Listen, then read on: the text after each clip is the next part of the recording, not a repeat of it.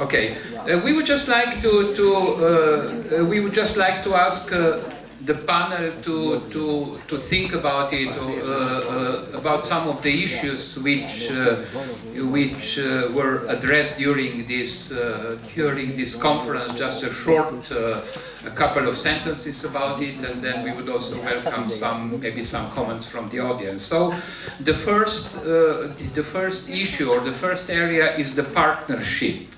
So the question is, are all the partners in the VPL Learning Society identified? Who are the main partners? Did the conference also spotted all the partners? And who are maybe not present, but their role is important? How about the sharing responsibilities of the partners in the VPL process? I think that it's quite a lot of questions, so please be short. Okay, shall we start with Korea? I'm good. He's got his mind on other things. You know, coming from the North American perspective to the European context is really different, and also Korean context is very different, because in North America there's no government involvement in what we call PLA, and so the heavy presence of government-related agencies and organizations here is surprising to me, and the relative lack of employers who we consider in North America to be very important partners is notable for me. Thank you very much, and I'll continue on what you ended with. This was the working life side with the employers and employees organizations. This is also an issue in the region where I come from, the Nordic countries. We have in 2013 had meetings with the employers and employee organizations. As an education sector, our task is to promote the cross-sectoral dialogue, as I said at the beginning. And then the employers' organizations say, yes, we would like to speak about VPL and recognition of competencies, but what are the competencies that the labor market needs? What are the names given to these competencies in the working life and education? Can we have a dialogue about that? In this conference, we talked about that, but I also missed the organizations on the labor market side to talk with us. We're having a dialogue about this with the educationalists, I think, here a lot. Thank you very much. I will be boring because I am talking in the same lines as the previous colleagues. I also would have liked a bigger involvement of employers. There were very interesting cases in the parallel sessions. My biggest regret of the whole Biennale is that I was not able to be in all sessions at the same time.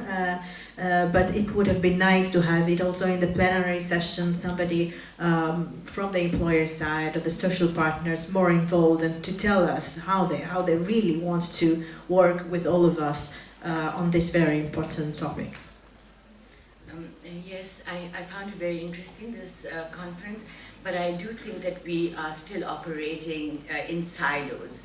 And I have this, I think there is this tendency that either systems are industry dominated, you get very nice projects in the workplace context, or you get systems which are operating at the higher education level, but the coming together of workplace learning and academic standards is still, there is a lot of tension in this area.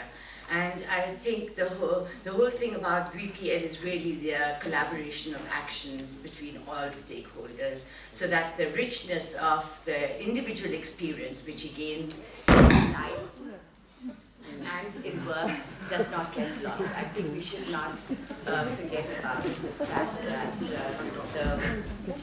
the individual has a very rich experience which he has gained in the workplace and through life, and if we don't have cooperation at the level of stakeholders, at the meso level, not at the level of systems, but I think really at the level of assessment and the process of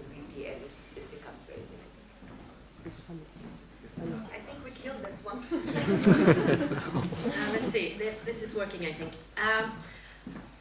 I think we're actually missing the most important stakeholder or partner here today, and that's the individuals, people that for different reasons need validation.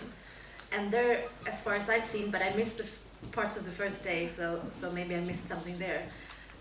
But for conferences like this, I Yep. I don't know what's going on. No, I would find it very interesting to meet more people with the experience of going through a validation process.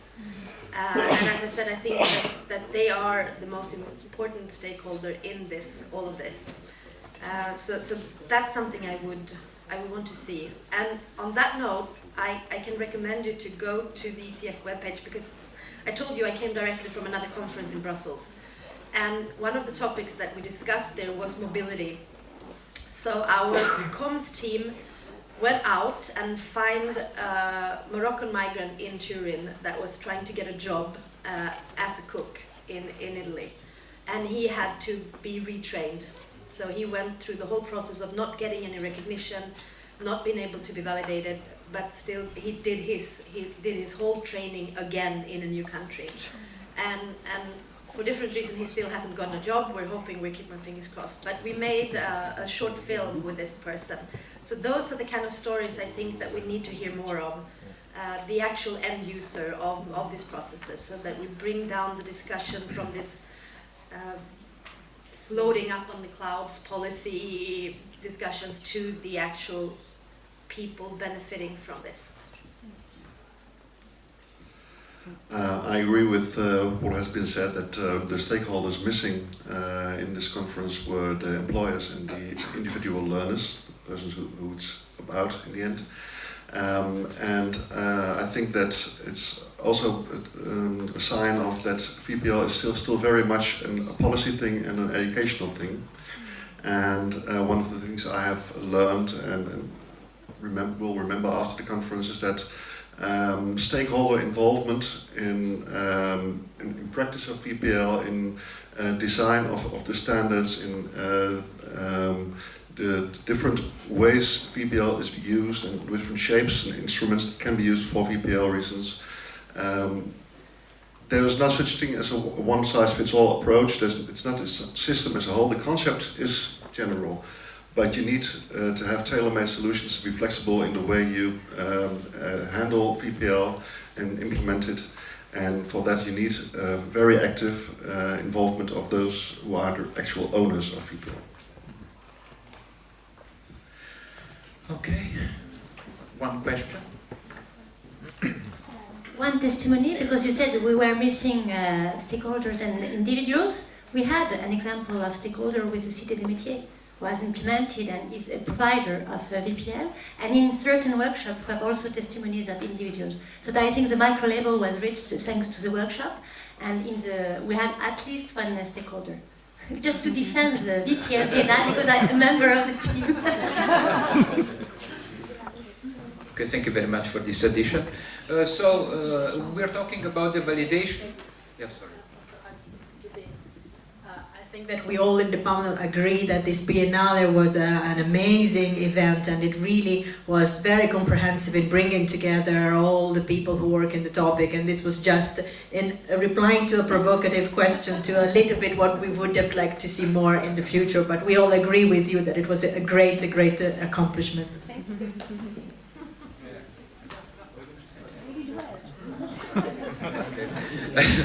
So we're talking about the validation of non-formal and informal learning, but still we need some formalization of that through the professionalization of some of the roles in the process. We're talking about the quality assurance, which is, we had the discussion also this morning about it. Probably quality assurance is an important step for a broader recognition, not only within the country but also abroad in other countries, both in Europe and outside it.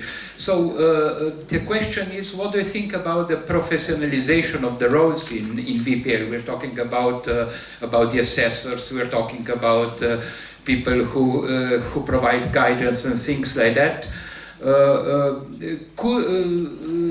It's an interesting question. Could the VPL assessors be also assessed through the VPL? So who controls the controller? What do you think about it? We do.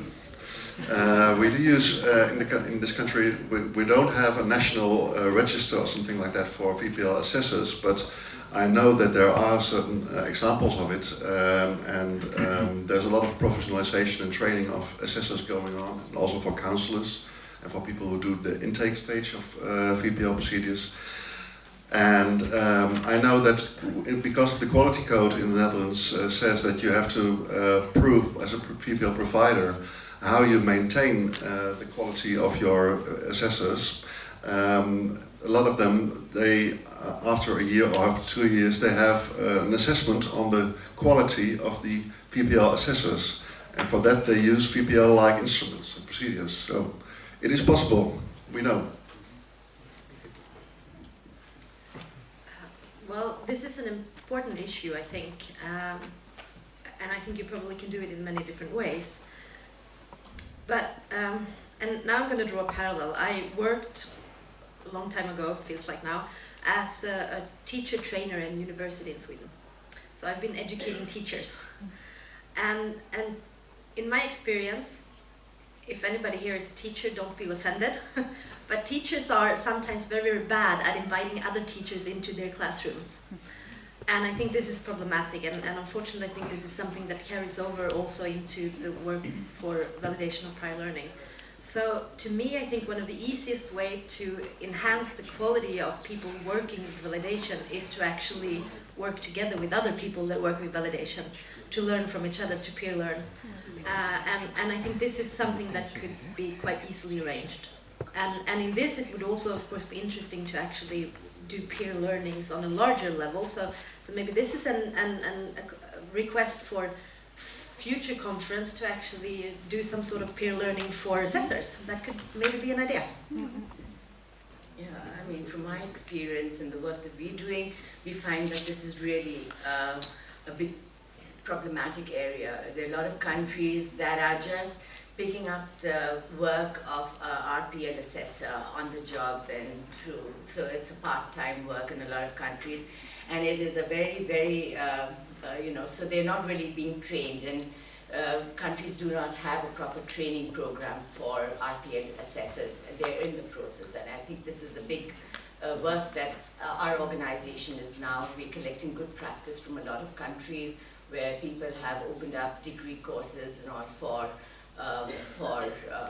VPL practitioners. So it's really work in progress from our point of view. But I think I've read a lot about networking and peer learning, which is very important.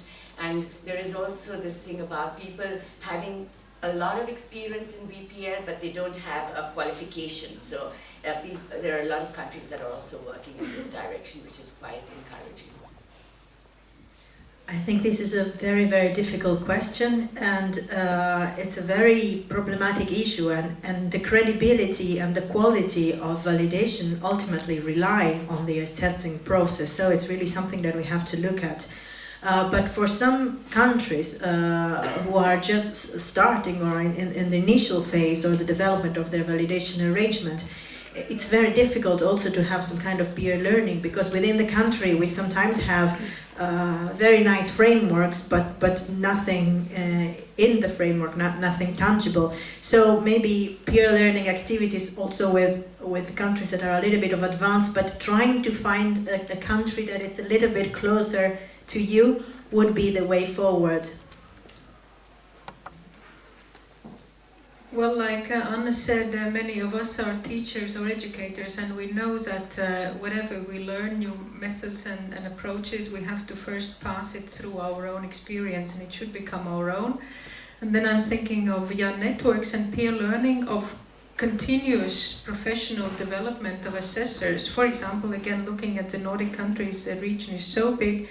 If there are 2 or 3 assessors working, one in North Finland, one in North Norway, with very difficult cases and meetings them only once a year, what kind of quality can we talk about daily life? So some kind of arrangements, networks, more formal or less formal, to keep up discussing the issue and also raising your own, the quality of your own work, I think is very important. I was very encouraged at this conference to see the work that's being done in places like Korea and in Denmark in defining what the competences of a VPL practitioner might be. Certainly it's emerging as an issue around the world, not just in Europe. I was recently in South Africa. They're, of course, very active in RPL and are talking now about professionalization of RPL practice. It's emerging as an issue in North America. Australia, for a long time, already has had certifications of various kinds that practitioners could get there. I think it would be ironic, though, if we, in the VPL, sorry, my acronyms are getting scrambled here, VPL community, set up a path to being a practitioner that depended on going for formal training. I was also very encouraged by the presentations on the relationship between career guidance and RPL practice. So I think that we have to make sure that there are pathways for people who have other training already who are moving into this new role, and make sure that we're always open to a VPL process for our own certifications and gap training as needed. Actually, the VPL or RPL in Korea is not burgeoning yet. So also that the sad things are the trade unions, unlike European partners, they are not interested in the VPL. Also the sector councils, they are very weak. Also some of the sector councils who are interested in the VPL, they don't know how